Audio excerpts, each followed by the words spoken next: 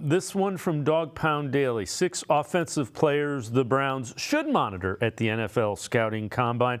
Number 6, they go running back Blake Corm. They give you the age and the unofficial measurable. So 23 years old, a little bit older than most, 5'8", 210.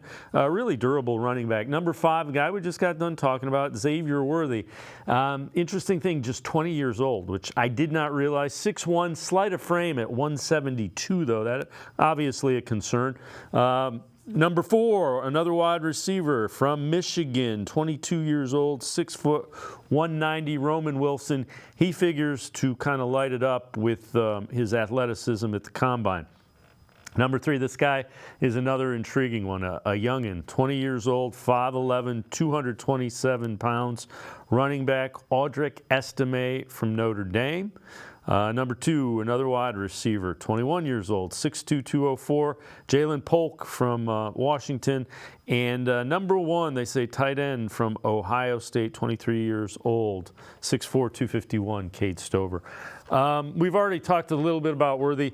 Corum's a guy I'm intrigued by him. You know, you mentioned, every time you watched Oregon play, you saw Franklin. Corum's the same way. You felt like every time Michigan was on, you were going to see him score a couple of touchdowns.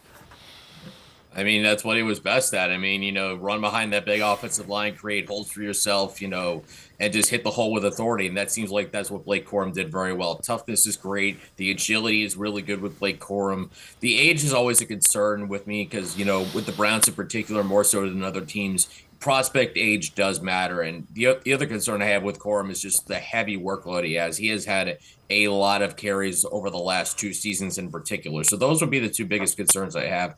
Might not be the highest end athlete, but a good steady running back who should at the worst be solid, I think, of the pros. Yeah, you look at Roman Wilson is a guy that, he had a huge Senior Bowl, and you would expect the combine numbers, when they come out, they'll be eye-popping.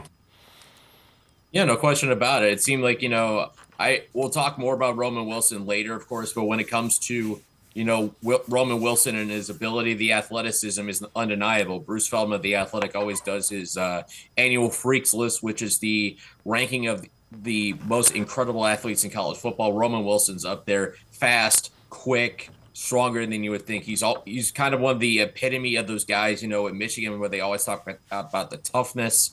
That seems like that's been one of Roman Wilson's calling cards. And he's a guy who I think would, it'd be interesting to see where he would come in pre-draft, pre-combine if he was in an offense like Ohio State's, but they threw more than, Michigan did, which was, I think, 12th fewest in all of college football last season for the Wolverines.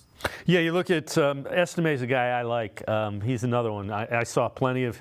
It's hard not to see Notre Dame play on TV and like his running style. 20 years old too, but he is a tough downhill runner. I don't know that he has, necessarily the explosion, but he runs with a purpose.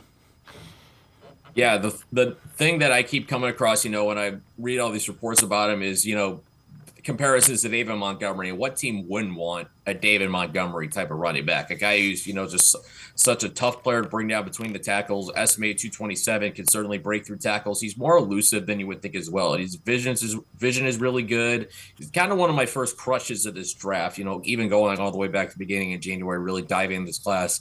Estime was a guy I always enjoyed watching. He's an analytics darling. I think he's not the fastest guy, but I think he has just enough speed to be successful, and he knows how to break off chunk runs, which, as we know in football, are so important. All right, the last 2 on this list, JAYLEN POLK, wide receiver from Washington, Cade Stover.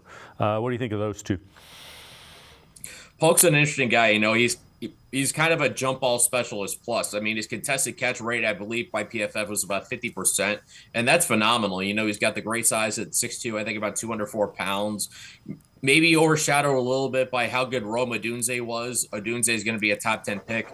Polk's really good as well. He's not going to wow anybody with speed, but what he does so well is he's great into the open field, fluid, changes directions, and for me, that's almost as good, if not better, than just having speed, because football's not a straight line game. You got to be able to move left, right, diagonally. You got to be able to move all over the place to get open. And with JAYLEN POLK, his hands are good, and he knows how to create space for himself and also make things happen after the catch-up with Cade Stover. I find it interesting that, people saying, maybe he's the third or fourth best tight end, but maybe that's only good for the fourth round, maybe even the fifth round. I obviously watching Ohio State all these years, you see just how effective Cade Stover has been, just how great he is with the ball in his hands.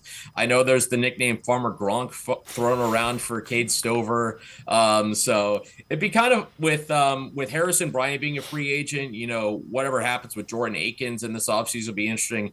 Maybe it'll be interesting to give Cade Stover's name a call. I mean, if Kevin Stefanski loves his tight ends, we know that. But could you imagine a 1-2 combination with David Njoku on one side and Cade Stover on the other? That's two very athletic tight ends, and I think Stover is a better athlete than a lot of people gave him credit for. I think he's got a chance to show it.